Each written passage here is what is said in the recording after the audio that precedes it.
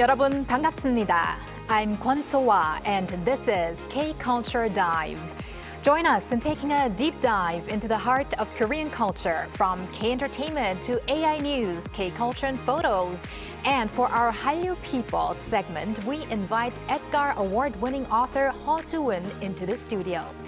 And without further ado, let's dive in.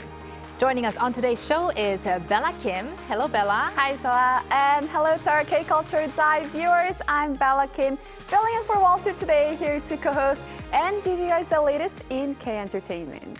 All right, let's kick off with K-Enter News. Bella, I almost said Walter. Bella today. So we're going to kick off with a Korean film that's going to the Oscars. Right. Director Lee Chang-dong's latest film, A Possible Love or 가능한 사랑 in Korean, has been selected as South Korea's official entry for next year's Academy Awards. The Korean Film Council announced on Tuesday that Possible Love will represent Korea in the Best International Feature Film category at the 99th Academy Awards. The council praised the film for its high level of completion, the director's clear message, and its outstanding visual style. Possible Love follows two couples who come face to face with different ways of life and hidden desires. It stars 설경구, 전도연, 조여정, and 조인성. The film will have its world premiere in the competition section of this year's Venice International Film Festival, which is set to run from September 2nd to 12th. Possible Love will hit select theaters in Korea on September 23rd, followed by its release on Netflix on November 6th. So congratulations on the selection. Right. Now we're going to continue with another Korean film that premiered to the public today, right? It's 경주기행, The Journey to Gyeongju, is hitting Korean theaters today, Wednesday, along with its soundtrack and screenplay book. The film follows a mom and her daughters on a revenge trip to Gyeongju in Gyeongsangbuk-do province. The film combines comedy, thriller, and drama. Along with the film, its official soundtrack will be released today at 6 p.m. The album was produced by music director Kim Hae-won, who created a distinctive sound that captures the film's unique mix of genres. In addition, a screenplay book is out to give fans a closer look at the film's detailed settings, dialogue, and characters. It allows readers to revisit the richly layered world and the characters' complex emotional journeys that director Kim Mi-jo has crafted. The Journey to Gyeongju is out in theaters now, so make sure to check it out. I am especially excited about this one because it already received early word of mouth at international film festivals. Right. And we're going to continue with K-pop, Bella, and again, BTS. But you know what's interesting is this week it seems like we're talking about news coming from very different countries every day, right? Oh, yes, definitely related to BTS. This time it's from France. BTS have added another major achievement in France, earning their 10th gold certification for their latest single. According to France's National Syndicate of Phonographic Publishing, BTS's Swim from their 5th full-length album Arirang has received gold certification. In France, gold certification is awarded to a song that reaches the equivalent of 15 million streams based on a combination of streaming, downloads, and physical sales. This marks BTS's 10th gold certified single in France, following hits such as Dynamite, Butter, Boy with Love, and Fake Love. Swim reached the certification mark in about 5 months, making it BTS's second fastest song to earn a gold certification after Dynamite. Meanwhile, BTS are currently on their Arirang World Tour. They will meet their fans in Chicago this weekend before heading to Los Angeles in September. All right, thank you very much for those updates, Bella, and stick around. Will do. And now time to go over to our AI anchor Arang for more on the culture front. Arang. Thanks, Soa. Here's your AI guide to the latest cultural headlines from Korea. Let's begin with our top story. More than 2 million foreign tourists visited South Korea last month. According to the Korea Tourism Organization, 2.09 million foreign visitors arrived in July, up about 21% from a year earlier and 44% above the pre-pandemic level recorded in July 2019. Chinese tourists topped the list at 777,000, followed by visitors from Japan, Taiwan, the US, and Hong Kong, in that order.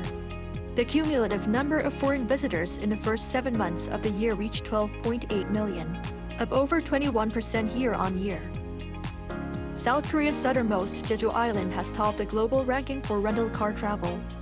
According to global travel platform Trip.com, rental car bookings in Jeju jumped 148% on year in the 12 months through July, the highest among destinations worldwide.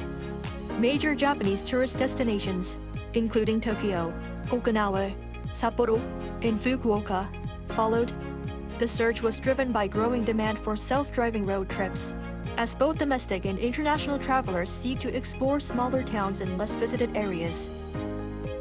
Global influencers generated around 900 pieces of content promoting Korea's regional food and tourism through a project held in June.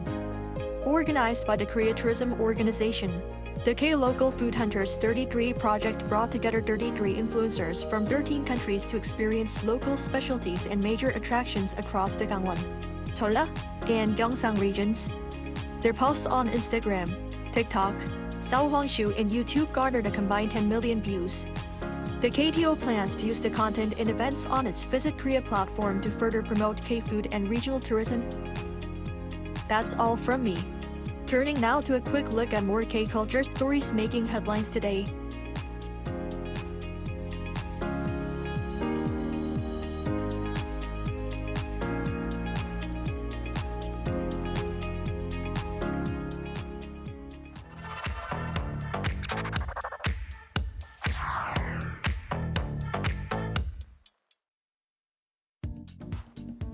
Through a single photo at a time, we take a closer look at culture in Korea. This is K-Culture in Photos. Hwajangpoom, that's the Korean word for cosmetics, and these days, it's a word many visitors to Korea are becoming very familiar with. Take a look at this photo shared on social media. These tourists came to Korea and went on a serious K-beauty shopping spree, filling their bags with Korean beauty products. And it's not just something tourists are enjoying while they are here. Korean cosmetics have become popular around the world, from colorful makeup and cushion foundations to skincare and even hair care products. With so many choices and new products constantly hitting the shelves, K-beauty has become much more than a shopping souvenir. For many people, it's now a beauty trend worth bringing home. Now, what do you think she's doing? She's getting a personal color analysis at a beauty expo held at DDP in Seoul. The expo brought together all kinds of beauty brands and products, from skincare and makeup to hair and beauty devices. Visitors could explore the latest trends, try products for themselves, and even get personalized beauty advice. And what really caught many people's eyes was the number of international visitors taking part. They weren't just looking around, they were carefully exploring the products, trying them, and learning more about Korean beauty. And the K-beauty buzz doesn't stop in Korea. Look at this. This is an Olive Young store in the US. And honestly, if you didn't know where you are, you might think you were looking at a store in Korea. It's packed with shoppers. And wait, what's with this long line outside? Yep, that's a line just to get into Olive Young. Some shoppers were even waiting before the store opened. After all that waiting, we hope they had a great time discovering their favorite Korean beauty products and left with a few new favorites in their shopping bags. What do you get when thousands of people from around the world line up at the starting point? A race where age, gender, and nationality don't matter, just a love of sport. These are scenes from the World Masters Athletic Championships in Daegu, where athletes of all ages and backgrounds have come together to compete. From long jumps ascending sand flying to high jumps reaching for the sky and sprinters pushing themselves to the limit, every moment shows incredible energy and determination.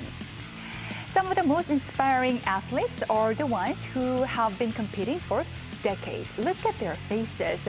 Their expressions are as fierce and energetic as the younger competitors.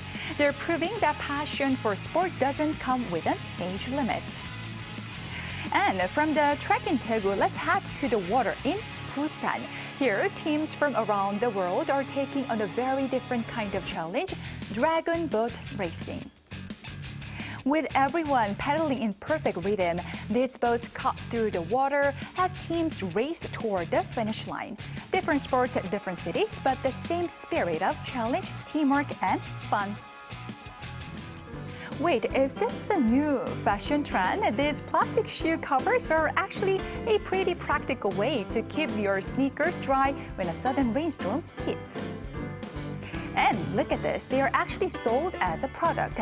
Not only do they protect your favorite shoes from the rain and puddles, but some designs are pretty stylish too. And sometimes you just have to make the best of a rainy day. These two students may not have had an umbrella, but they seem to be having fun with their rather creative solution. Maybe this is one way to turn an unexpected downpour into a little rainy day adventure. Everyday life in Korea is full of unexpected, exciting, and sometimes even surprising moments.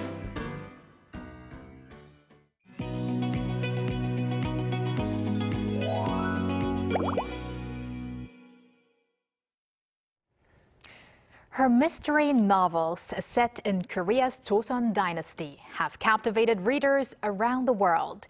Korean-Canadian author Hur June, or Hur June in Korean, won the 2023 Edgar Award for Best Young Adult for her novel The Red Palace, or 붉은 궁. Through her books, she has been introducing Korea's history and culture to readers around the world. And today, we're meeting author Hur June here in the studio. Welcome, June. Hi, June. Thank you so much for inviting me here. I'm so honored. We are very honored to have you here with us today, June. So first and foremost, could you say hello to our viewers, introduce yourself maybe a little bit, and also what have you been up to in Korea right now? Yes. Hi, my name is June, and I am just someone who is obsessed with Korean historical fiction, and I know there are many people who love Korean history and Korean culture in general, and so yeah, like my books, I always like to talk of my books as a Korean drama in book form. A Korean drama in book form. I love that. So as I mentioned before, June, you won the 2023 Edgar Award for Best Young Adult, and that's for your book, The Red Palace. I think you also have it there today with us. So yes, could you briefly introduce your novel? So The Red Palace, it's basically about a palace nurse, an Eunya, and she teams up with a 종사관, and that is like an inspector, police inspector, to solve a string of grisly murders. And this mystery centers on the history of Prince Sado, Sado Seja. So that's kind of the history that I explore with the mystery. Okay. Wow. So you have written several mystery stories, and they're all kind of set in Joseon dynasty, including, of course, the Red Palace over there. So among all the different periods in Korean history, what's your reason behind choosing specifically Joseon dynasty as your setting? So the easy, straightforward answer is I grew up watching a lot of historical K-dramas, 사극, and some of my favorite dramas were like 동의 and 대장금. And when I was watching these shows in Toronto, because I grew up in Toronto, in my brain, it didn't click that this is actually based on real history. I just watched it and I was like, oh, it felt almost like a fantasy to me as a Canadian kid. And so one day when I was an adult, I realized actually all the historical K-dramas that I grew up watching and loving, they're actually based on real history. And it's so obvious to a lot of people, but for me, a kid who grew up with very little exposure to Korean history, I didn't make that connection until later on. And so because I grew up loving Joseon dramas, that was the history that I really wanted to explore. And so every book I write, I kind of call my history class. So it's like for the 붉은 궁, the Red Palace, I was interested in Sado Seja, Prince Sado. And so I was like, okay, I'm going to write a book based on this historical background. So I have an excuse to research, but also get paid for a living. And they're all mysteries because to me, history, as a kyopo, as a diaspora Korean, Korean history is like a mystery. And so I use mystery as a vehicle to explore Korea's past. That's fascinating. And just quickly for our international viewers, the Joseon dynasty would be one of the kingdom dynasties starting in 1392, I guess, and lasting for more than 500 years.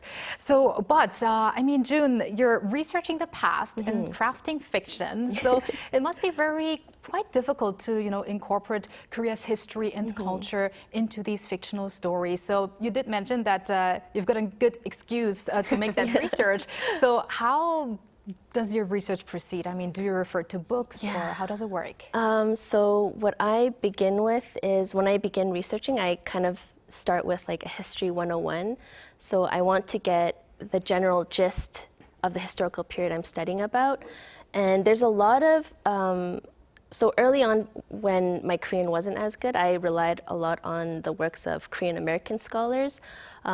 There's a famous scholar, her name is Jahyun Habush, and she's translated a lot of primary Korean sources, but also she's written on the Joseon period a lot. And so I rely on her books a lot. And because I write crime, one of my favorite books is Wrongful Deaths. And this book kind of explores how the legal system was like in the Joseon period. And then my absolutely favorite historical resource is the Epistolary Korea. So there are a whole bunch of letters written in the Joseon dynasty translated into English. And so I find that reading letters by Koreans, it really captures, what was it like, life in Korea in the Joseon period. But at the end of the day, I'm a diaspora Korean, and I understand that, no matter how much I research, like there will always be a gap in my understanding. And so when I was first writing my books, I was very insecure about that, and I felt very scared. I remember when I wrote my first book, I was just like, oh my gosh, I hope Korea never finds my book, because like, what if I'm doing this all wrong, even though I'm doing my best, right? So there was that fear, but I remember once when I wrote my second book, The Science of Bones, and it got translated into, I think, 숲 속에 사라진 소녀들. When I wrote that book, there was just so much anxiety, and then I called my mom once, and then I was like, Oma, like,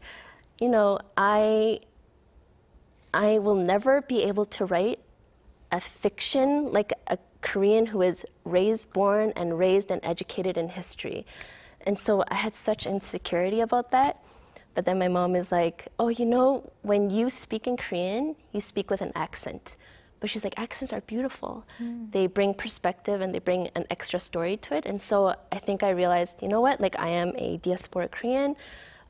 There are gaps in my understanding, and I'll do my best, but I'll never write like a Korean raised and educated, and that's okay, because the table for stories is wide, and after my books got translated, I realized there is a place for me at the table, and the way that Korea has received my work felt like a very warm welcoming. So yeah, that's the story. Wow. We are so happy that Korea found your books and that we now can read it in Korean as well here. Definitely. And your story definitely connects with me as well, because you said you're from Toronto, you were born in Korea, and I was actually born in Korea and raised in Toronto or Canada as well. So I'm very in connection with you. But I want to ask you, how does kind of, your background and identity as Korean Canadian influence your writing? Yeah, so for most of my life, I was actually very interested in British history. And so I wrote a lot of British historicals. And so I think the way I understand literature and the way I want to convey a story has been shaped by the Western literature that I've read. And when I went to the University of Toronto, I majored in history. And the way history is kind of the way you see and approach history in the West, I feel like it's probably different than Korea. I don't know, because I've never studied history here. But in the West, like we focused a lot, at least in my classes, we focused a lot on the lives of women. And there were a lot of theories and a lot of tools that I received to explore, how did women live back then? And I think as a Korean myself, but I didn't spend most of my life in Korea. So I always wondered, like, what would it be like if I lived in the Joseon Sidae? And so I think because of my Western education, but just as a woman in general, the way I write, it's very shaped in a way where I'm focused on what was it like for women back in Joseon 시대. And then as a Korean Canadian, I'm looking at Korean history from afar. And so I kind of see it as like, when you're living in your house all your life, it becomes you're very used to it, right? But when I feel like I'm a guest, and I'm just like, oh wow, look at this portrait. Oh my gosh, your couch, your design is amazing. Like, who's your designer? So there's like, it's this new perspective I feel like that I can bring to the table. So everything is so new to me. And so I think my stories are shaped by that kind of like, ooh, so interesting. And I mean, many international readers probably learn about Joseon dynasty through your books, encounter about it for the first time. So I think that also brings a bit of responsibility. And I guess that was why you were talking about that insecurity at the beginning. But what do you want readers to take away from your books? So as I'm studying about the Joseon period, on one side, I feel like it is a mirror where I'm learning so much about myself.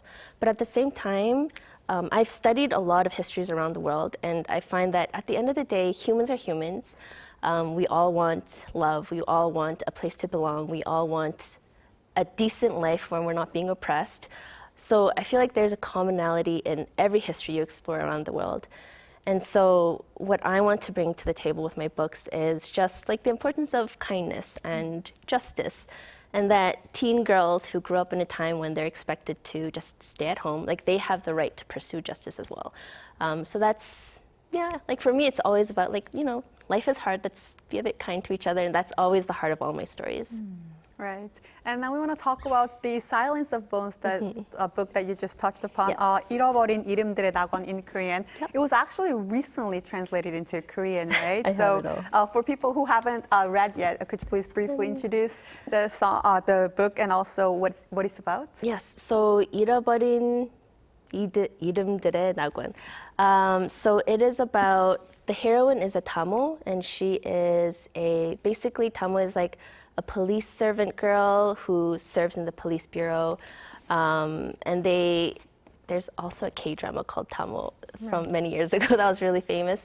But yeah, the protagonist is a Tamo, and she teams up with the police inspector to solve crime. And the background, and then one of the victims is actually a Catholic.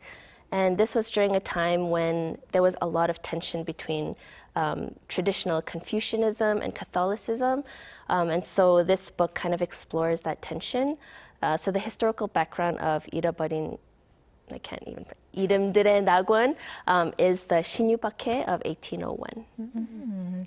And 잃어버린 이름들의 낙원's English original title would be The Silence of Bones, right? And June, so far you've explored the stories of various female protagonists on the backdrop of the Joseon dynasty. Yes.